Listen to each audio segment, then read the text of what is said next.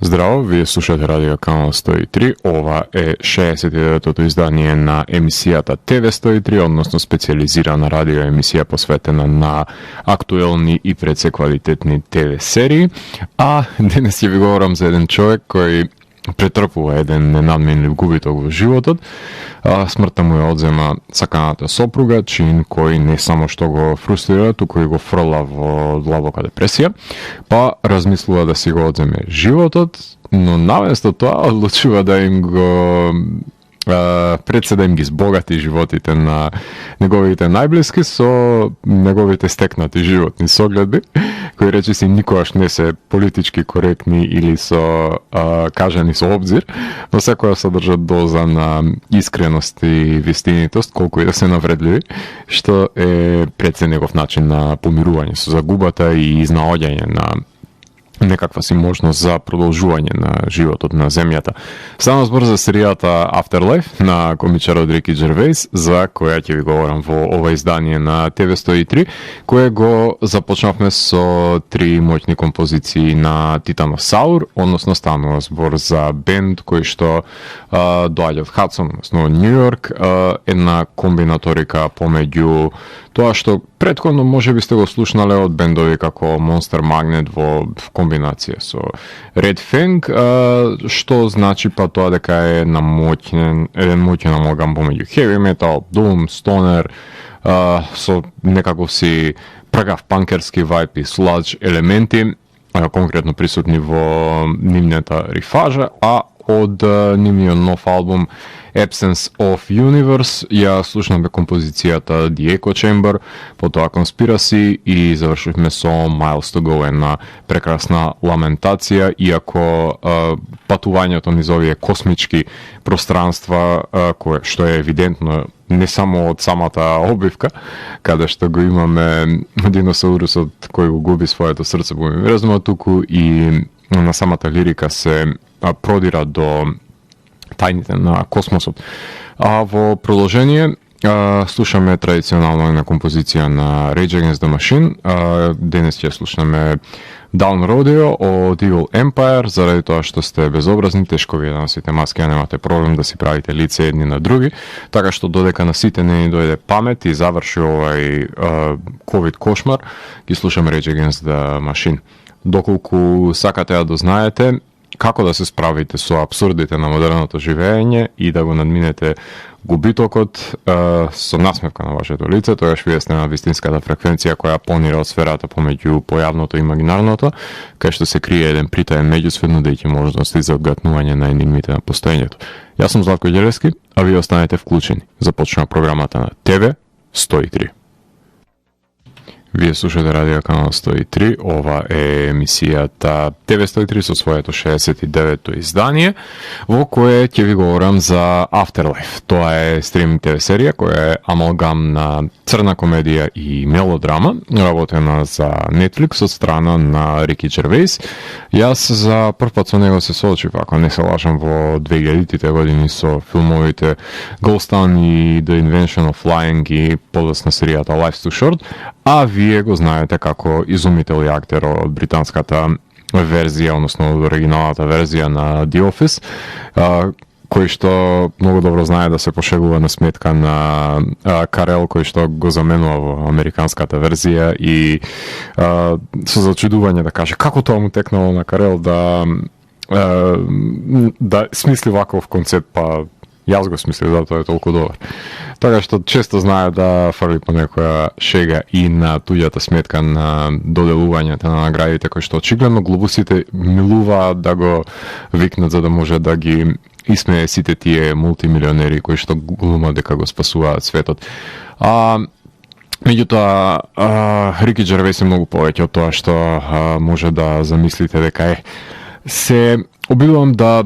избегнам зачестено да посветувам емисии на ТВ 103 за серии кои се емитуваат на Netflix,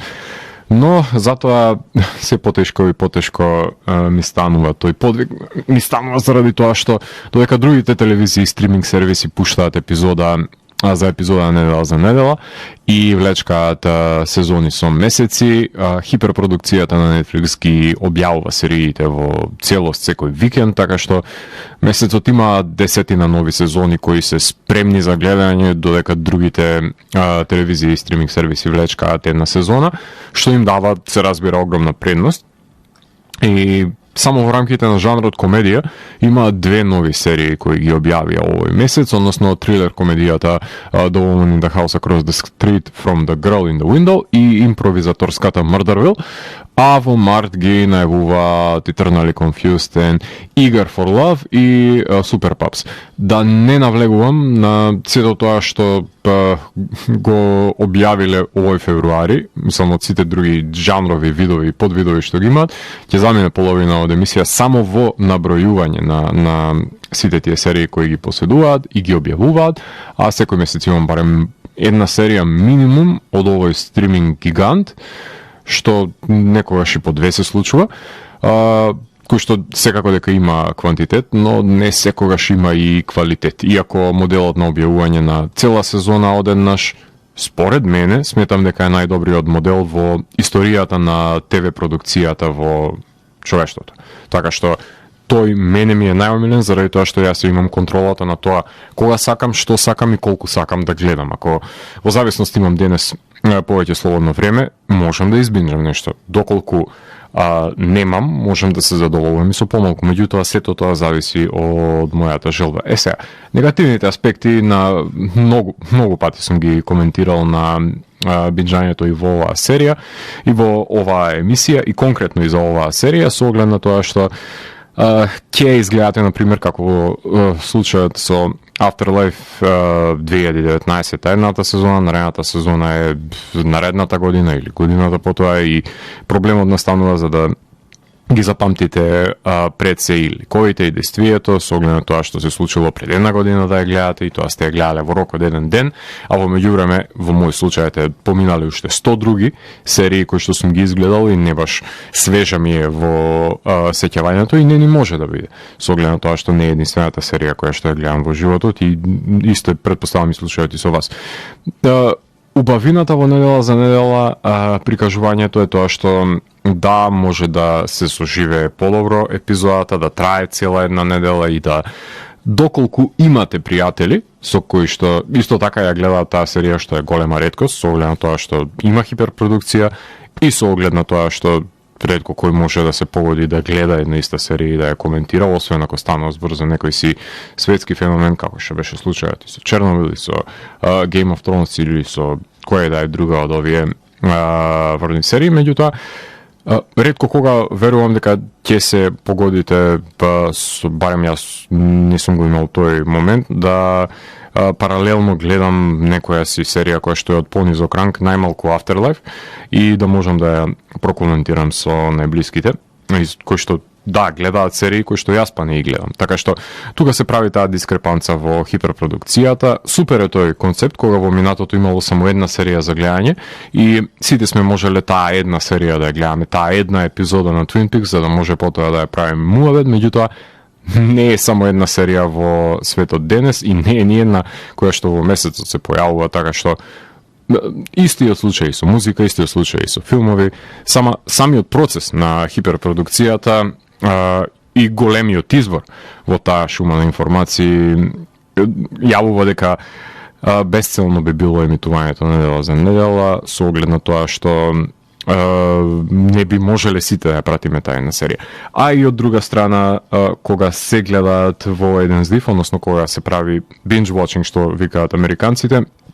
не баш сите се во ист момент до епизодата до која што вие сте дојдени. Меѓутоа, сепак остава простор тоа за дискутирање сето тоа што е погледнато и бегство од несакани спойлери. Така што кој како си милува,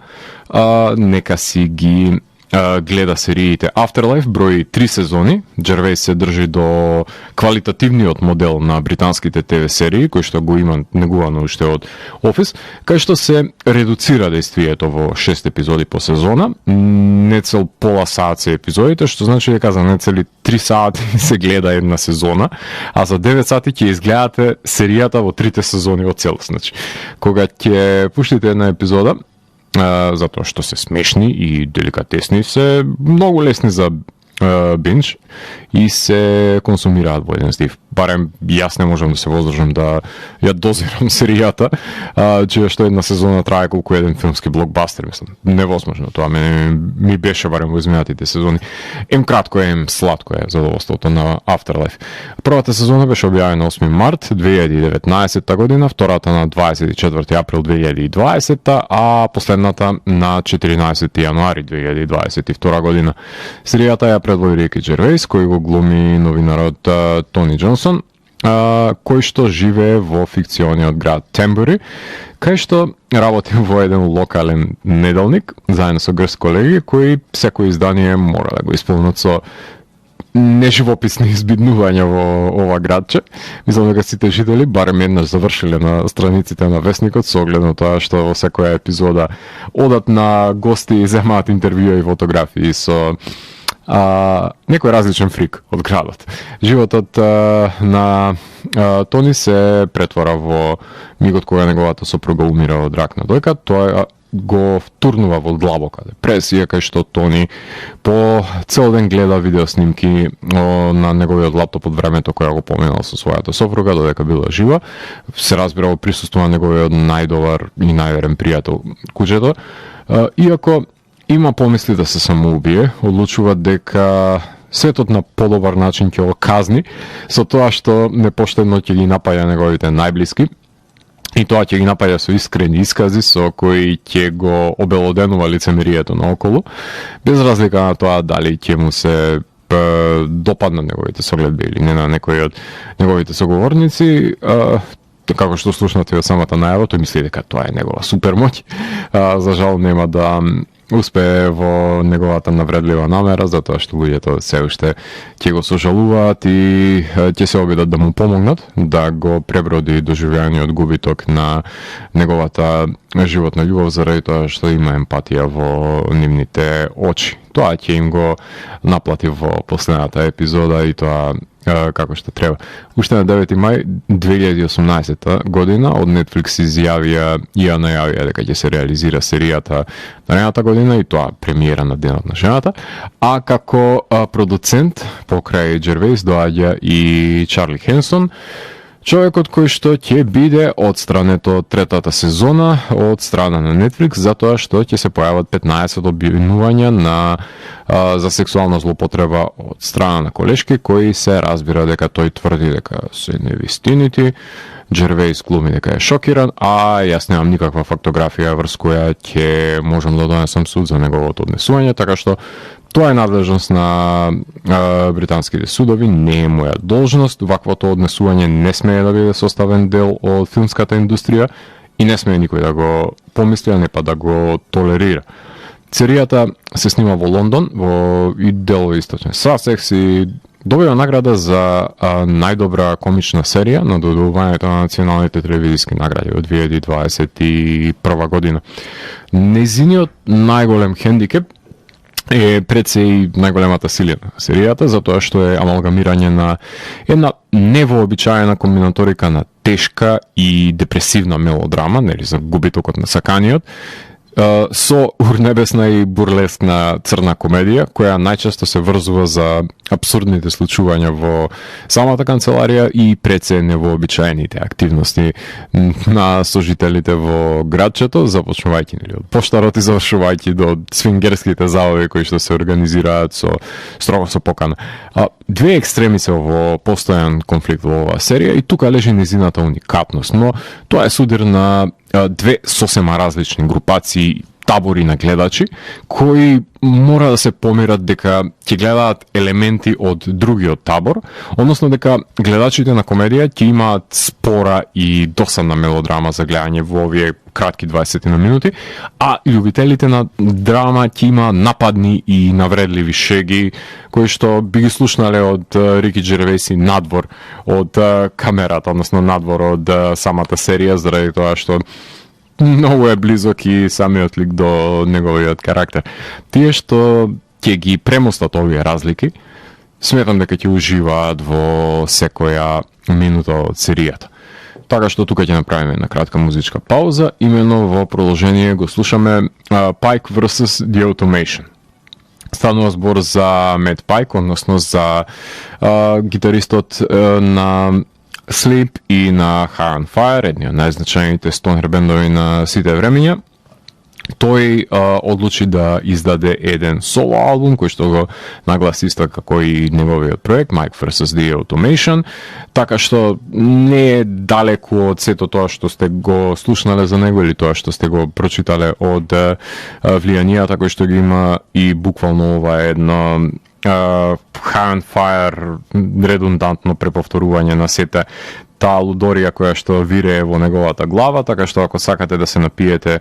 некоја чашка со него и да продискутирате за сите можни и невозможни заговори, кои што тој очигледно дека многу добро е запознаен, ќе може тоа да направите и со преслушувањето на нивниот албум, од кој што ќе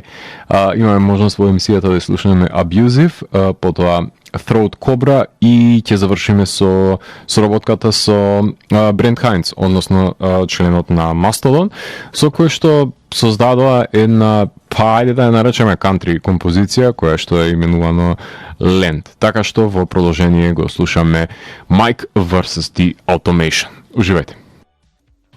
Вие слушате Радио Канал 103, ова е 69-тото издание на емисијата ТВ 103, која што е посветено на ТВ серијата Afterlife.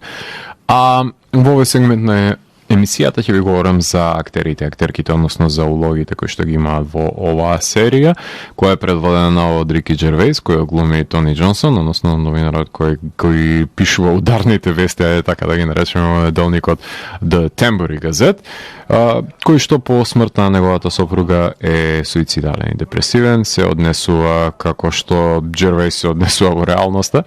и како водител на Златните глобуси, кој што може да забележиме, кажувајќи им ја вистината во лице на лицемерите, навредувајќи ги, но најблиските се свесни дека е огорчен и гневен и бара начин како да се носи со губитокот, па затоа има толеранција за неговата погана уста и мисла пред се. Меѓутоа, како што неговата сопруга можете да слушнете во најавите, ќе потенцира дека да, тој има тој е даражлив и тој има добра душа и тоа ќе го демонстрира и во самиот епилог на серијата. Покрај него во серијата глуми Том Бастен, тој е Мет Брейден, односно братот на починатата сопруга на Тони, кој е шеф на The Tambourine Gazette, колку моќни да звучи весникот, кој што е најконзервативниот шеф што постои, што е сосема потребно за да се воспостави контраст на нивните темпераменти, помеѓу него и Тони. А Тони мислам дека нему најмалку му премолчува, без разлика на тоа што е предпоставен и го води весникот кој што пишува Тони. Камо да беше таков односот помеѓу вработените и нивните уредници во сите други весници. Тони Уей го глуми Лени, тој е фотографот во The Tambourine Gazette, кој што може да речеме дека е најдобриот пријател на Тони, секогаш има толеранција за него и трпение и секогаш буквално е неговата десна рака заради тоа што со него оди на терен, од куќа во куќа и таму ги фотографира сите клиенти, кои што, односно сите субјекти, ајде така да ги наречеме, кои што учествуваат во писанијата на Тони. Дајан Морган ја глуми Кейт, таа во газет раководи со рекламите во магазинот, која што очен сака да си најде сродна туша, но секогаш завршува на состаноци со погрешните мажи. И ако мислам дека Тони е можеби најпогоден за неа, ама нема да дојде до реализирање на таа романса на работното место, за жал. Мандип Дилон, односно ја глуми Сенди, новинарката која што е новодојдена во магазинот во првите 2 сезони, која ја напушта канцеларијата во третата и доаѓа нејзина замена. Кери Годлиман ја глуми Лиса Џонсон, односно таа е починатата сопруга на Тони, која може да ја забележиме исклучиво во флешбеците и на домашните видеоснимки кои што се наоѓаат во лаптопот на Тони, која што најинтимно го познава и најлично е запознаена со неговиот карактер, каде што гледаме една друга страна од него, една весела страна, шегобиец кој што ужива во секој момент кој што му е на располагање со неговата сопруга пред таа да почине. Тоа не е човекот кој што го гледаме од денешницата, односно тоа не е човекот со кој што се соочуваат неговите најблиски. Если Дженсен ја глуми Ема. Таа е негователка во старечкиот дом, кај што представува таткото на Тони, меѓутоа Тони и помеѓу неа и Тони се развива некој обид за заемништво, но како што ќе согледаме од третата сезона, тие се повеќе за дружење отколку за љубов, затоа што Тони има љубов да даде само за неговата сопруга, барем од тој тип на љубов, а никоја мислам дека нема да може да го заземе незиното место во неговиот живот и самиот е свесен, а и Ема е свесна за таа позиционираност во која што таа заглавува, без разлика на тоа што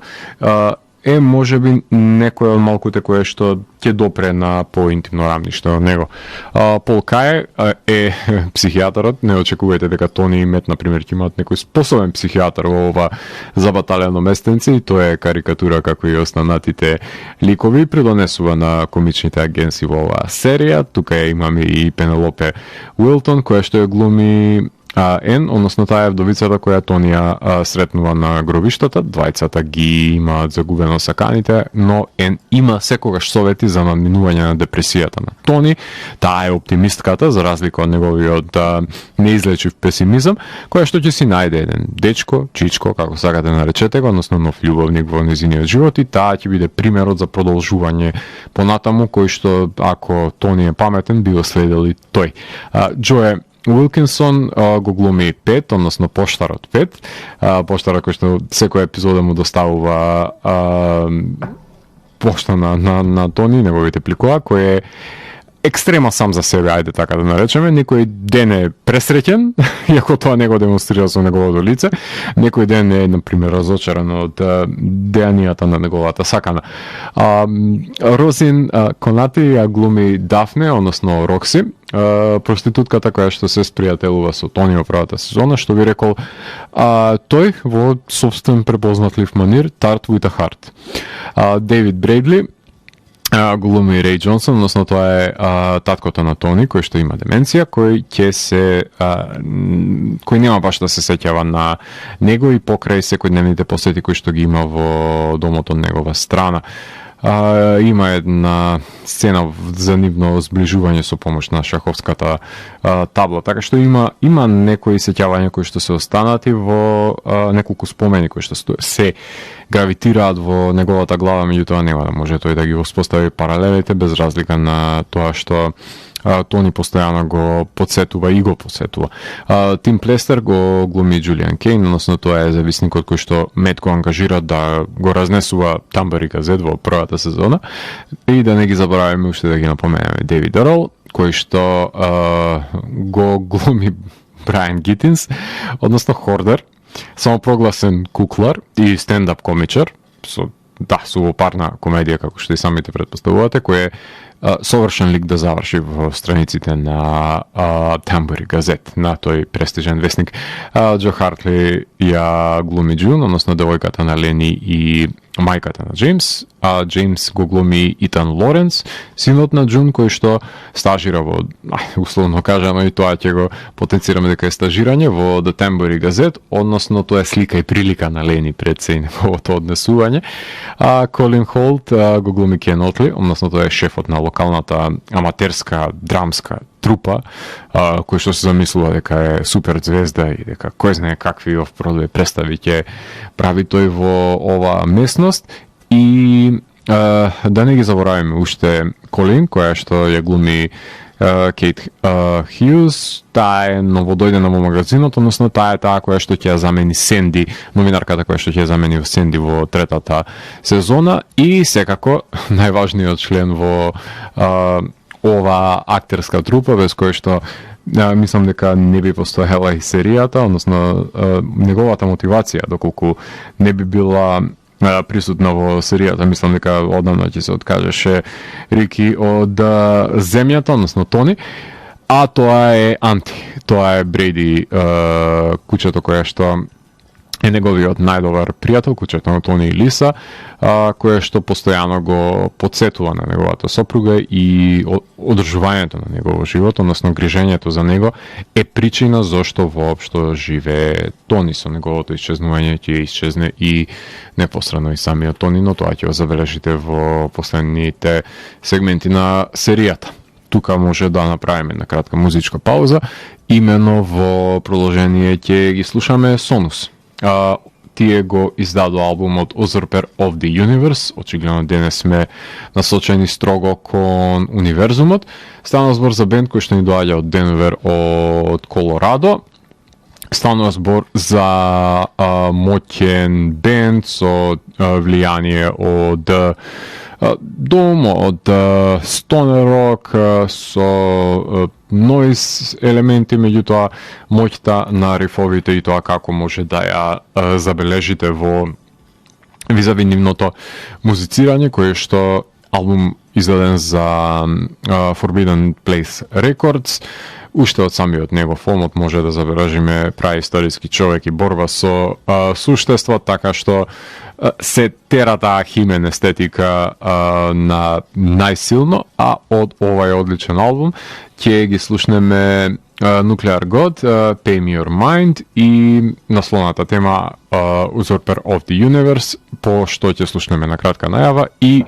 за последната сезона на Afterlife, и за крај ќе ви говорам за одредени спецификации кои што и поседува ова одлична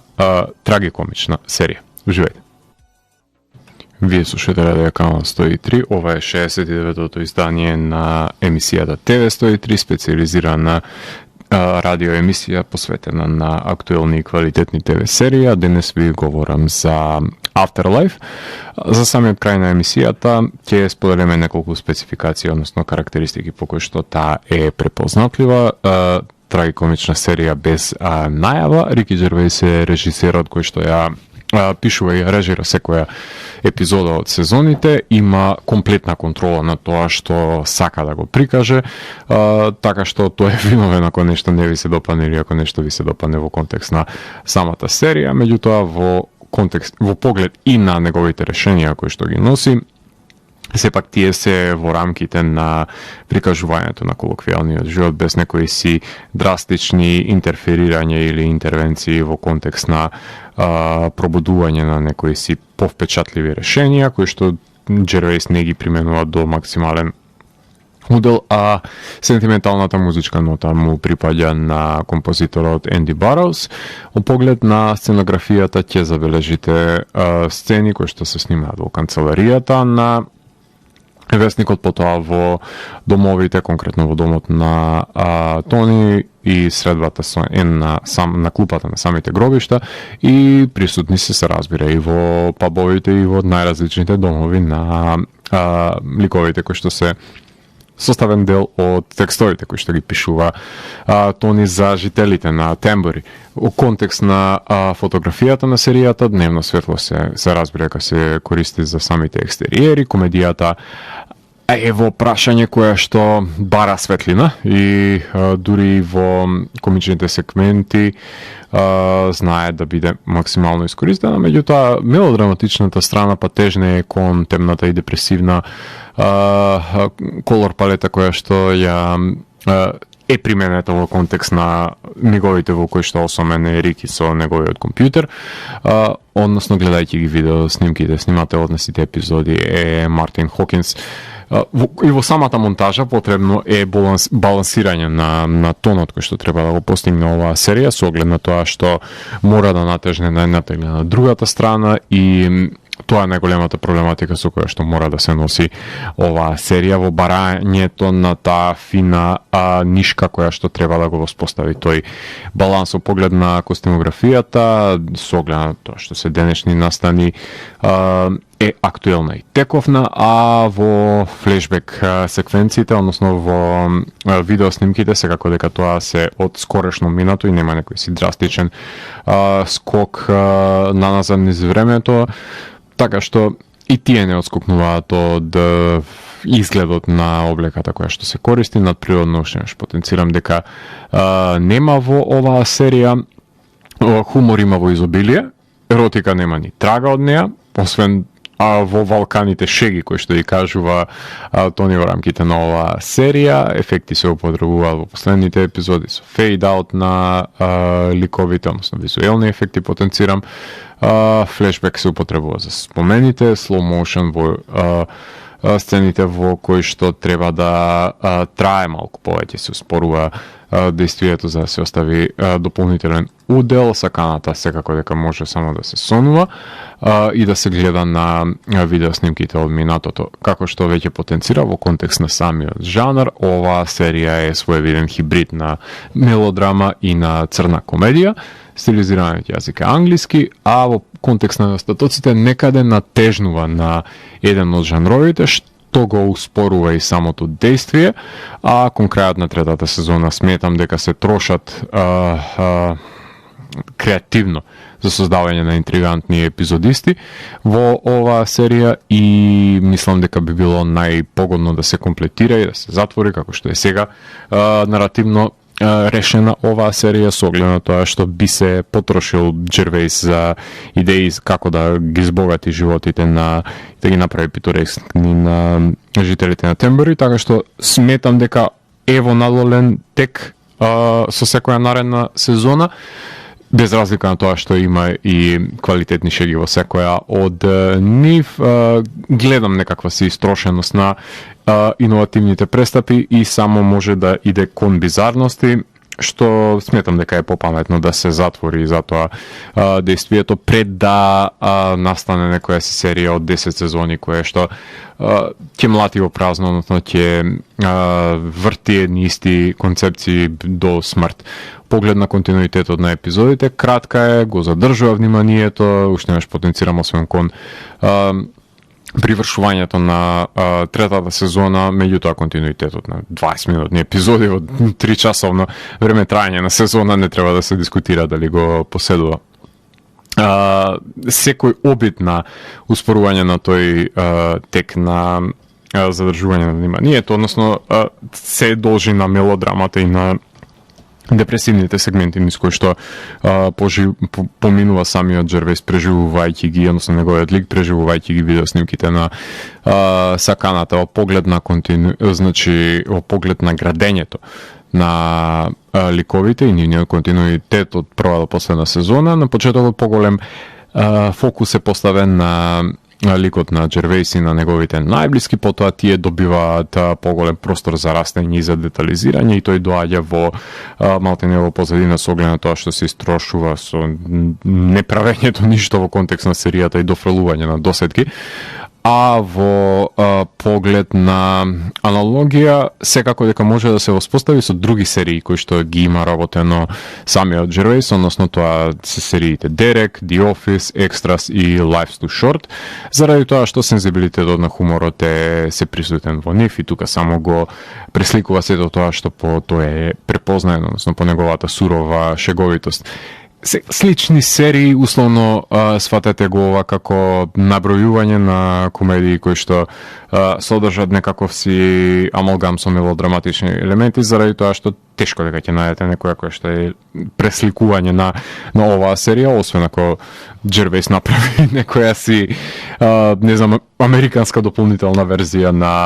на ликовите како што тоа што го долови со The Office или не знам, интерпланетарна некоја си серија, ако некој може, тој дефинитивно би го направил тоа. Меѓутоа, ајде да ги напоменеме. The White Lotus, Fleabag,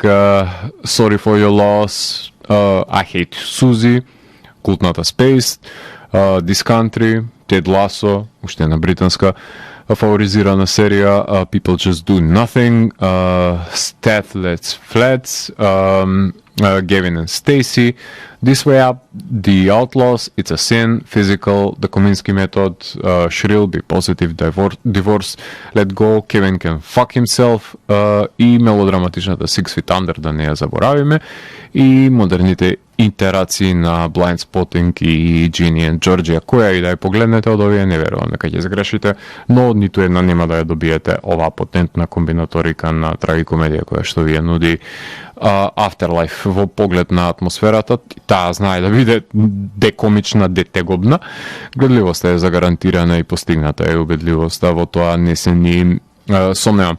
Во самиот епилог тони на крајот на сезоната им се заблагодарува на сите со тоа што ги споделува парите кои што му се оставени на сопругата за да им помогне да се ги решат проблемите на животот, да се реализираат себе си таму каде што се закочени, ако веќе решението е финансиско. И прво исчезнува куќето, а потоа тој што мене ми е аналогија дека првото умира, потоа тој е дефинитивен крај на серијата и сметам дека е доста умесен и доста хуман пред се завршетокот на ова серија. 8 од 10 е оценката со која што јас ја евалуирам и се надевам дека нема да има продолжение и нема да го загуби удалот и ударот кој што го постигна овие 3 сезони. Јас лично сум емоционално приврзан повеќе до втората сезона заради тоа што беше една од последните серии кои што ја гледаше еден мој пријател кој што не е помеѓу нас повеќе, така што на некој начин беше еден прак од заминување од овај и пречекорување во некои си други пространства за него. Последното нешто барем што го погледнал на земјата, така што мислам дека ова беше своевидно едно испраќање и на мојот пријател до некои си други пространства, меѓутоа сепак ова е една серија која што има еден уникатен пристап за надминување на травмата во животот, за наоѓање на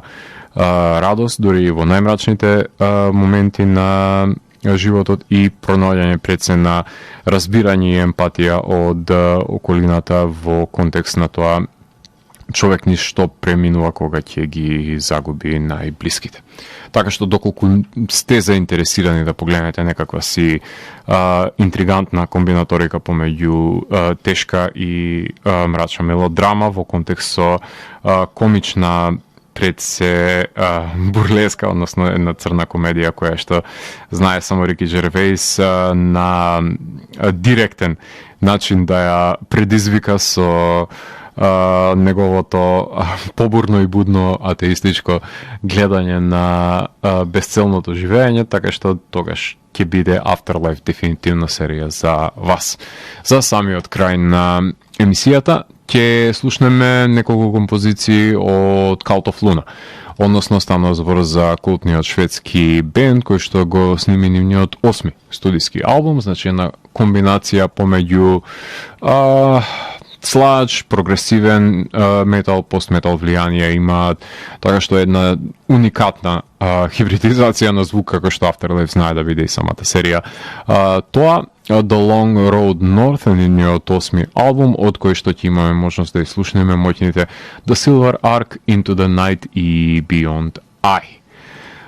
Вие го слушавте 69-тото издание на емисијата TV103 со Златко Јелевски, кај што детално ги анализиравме квалитетите и недостатоците на Afterlife. TV103 е уникатен сигнал кој се појавува секој четврток на оваа фреквенција и во рок од 2 часа ви нуди длабински поглед во значењето на актуелните ТВ серии. До наредното издание, гледајте ТВ серии и останете вклучени. Чао, чао!